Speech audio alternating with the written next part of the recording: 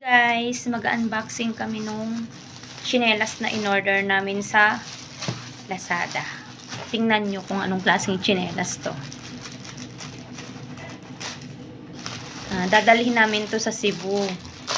Ito yung gagamitin ni Kathleen dun sa pambahay dun sa hotel. Ayan. So, magaan lang kasi siya. Kaya ito yung in-order ko na dadalhin ni Kathleen na tsinelas papuntang Cebu.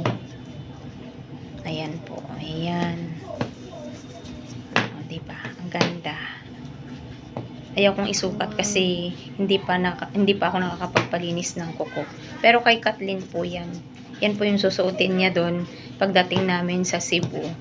Doon sa hotel na pag-i-stayhan namin, ito po yung susuotin niya paglabas-labas namin. Di ba, kakain kami sa labas. Ayan.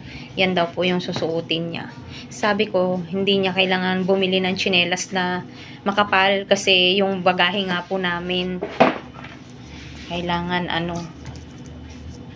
bali yung excess check-in baggage po namin is 10 kilos lang yung kinuha ko.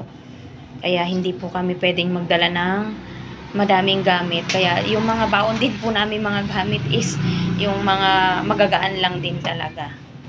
Ayan. Sinukat niya na. Hindi pa rin linis yung kuko niya daw. Kaya hindi niya ipapakita. Pero ang cute diba guys? Ayan. Kano nga to? 100. 100 po. 100 plus 125. Kasama na po yung shipping fee. Kita nyo na yung unboxing niya na slipper. Bye-bye. Short video. Bye-bye guys. Thank you for watching.